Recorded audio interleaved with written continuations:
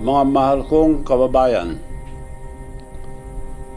nagsasalita ako ngayon hindi bilang politiko, kundi bilang isang Pilipino nagmamahal sa ating bansa. Siya, Kung magre-resign si BBM na mas maganda, ang kingmaker na tinulungan si Pangulong Bongbong Marcos Jr. na maupo sa palasyo.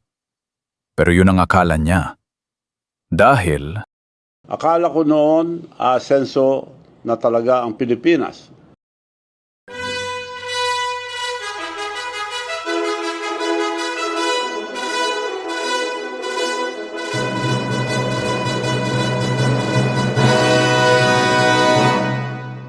ngayon, siya na rin ang nagnanais na magpabagsak sa kanya. Si Chavit Singson. Ang taong nagpabagsak sa isang pangulo noong EDSA II, ngayon ay lantaran ng nakikipag-alyansa sa mga Duterte habang nananawagan para sa revolusyon laban sa administrasyon. Pero maging tapat tayo. Ito ba ay isang tunay na krusada laban sa katiwalian? O isa lamang itong mapanganib na pagtatangka ng isang veteranong politiko na protektahan ang kanyang sariling imperyo? Bakit na yun lang siya naghahanap ng hustisya? At anong totoong papel niya sa digmaan sa pagitan ng mga Marcos at Duterte?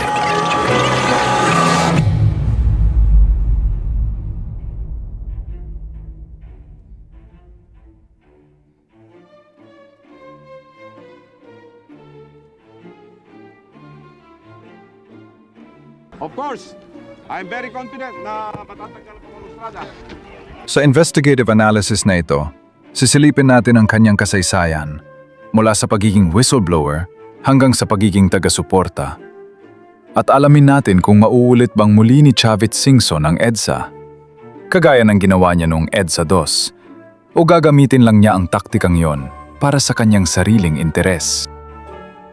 Kaya ngayon, ang katotohanan sa likod ng pinakamalaking political na pagtataksil sa Pilipinas ay sisimulan na natin ngayon. Ako po si Manu Chavit Singson. Batay sa kasaysayan ni Chavit Singson at sa kanyang mga ikinilos nitong kaganapan ng Setyembre ng 2025, malaki ang posibilidad na tinangka niyang ulitin ang papel niya bilang isang kingmaker o destabilizer, katulad ng ginampanan ni Fidel Ramos at Juan Ponce Enrile noong 1986 o katulad ng ginawa niyang papel noong EDSA II noong 2001.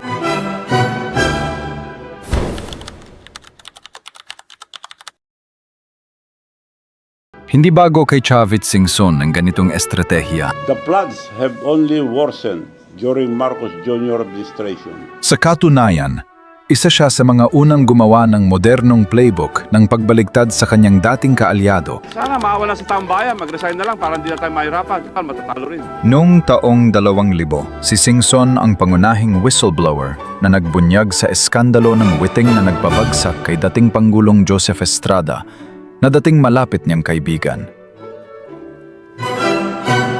Ang kanyang paglipat mula sa pagiging taga-suporta ni Erap patungo sa pagturing sa kanya bilang isang eyewitness laban sa dating Pangulo ay isa sa nagpatulak upang makabuo muli ng People Power Revolution 2. Taong 1998, tinanghal na Pangulo ng Pilipinas ang kaibigan ni Chavit. Walang kaibigan, walang kumpa-kumpare, walang kamakamag-anak, huwag niyo kong susubukan.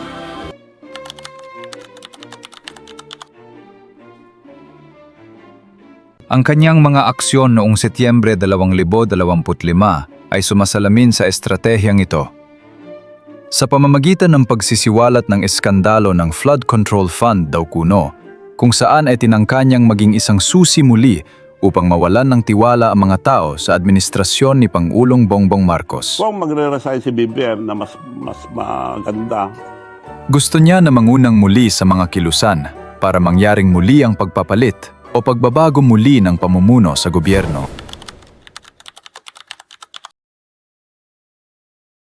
Ang kanyang pagkilos ay may kapansin-pansing pagkakahawig sa pagbaligtad nina Enrile at Ramos mula kay dating Pangulong Ferdinand Marcos Sr., ang ama ng kasalukuyang presidente ng Pilipinas na si Presidente Bongbong Marcos.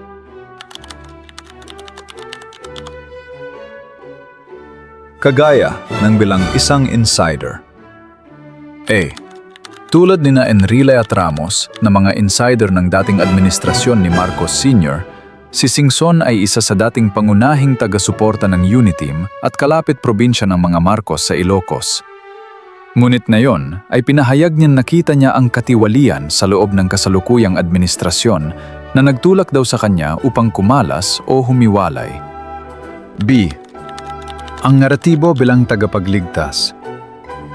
Sa pamamagitan ng panawagan para sa isang revolusyon laban sa korupsyon, sinikap ni Singson na iposisyon ang kanyang sarili bilang isang moral crusader o patriot o sa madaling salita ay ang pagiging makabayan. Ito ay parehong naratibo na ginamit nina Enrile at Ramos upang ipaliwanag ang kanilang paglayo o pag-alis sa rehimeng Marcos Sr.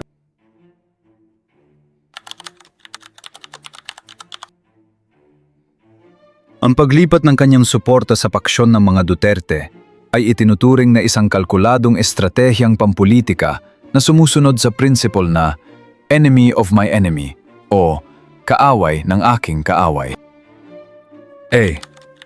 Paghahanap ng bago at malakas na kaalyado. Malamang na pinag-aralan ni Singson na humihina ang administrasyong Marcos dahil sa mga alegasyon ng katiwalian. Sa pakikipag-alyansa niya sa vice-presidente na si Sara Duterte, inilagay niya ang sarili sa ilalim ng pinakamalakas na puwersa ng oposisyon. Seguridad at impluensya. Kung totoo man ang mga bulong-bulungan ng destabilisasyon na mariin niyang itinanggi na siya ang nag-uudyok, kailangan ni Singson ng isang makapangyarihang kaalyado. Ang mga Duterte ay may malawak daw na suporta sa militar at pulisya, kung saan ito ay isa sa magiging susi upang maging matagumpay ang anumang pagtatangka na bumuo ng malakas na alyansa ng people power. What can you say about the crowd?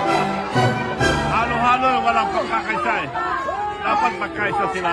How do you feel, sir? May mga interest sila eh. What are Dapat, the interests? it should be one move just to remove the president, the most powerful, and mga tanggalin. Are you one with the protesters, sir? Are you also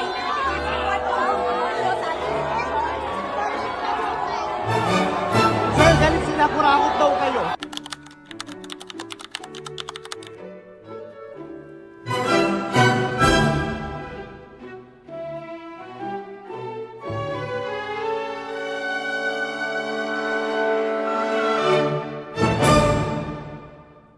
Ito po ang masasabi ko sa pinal down ng plunder. Another diversionary tactic, another paninira. Walang katotohanan po yan.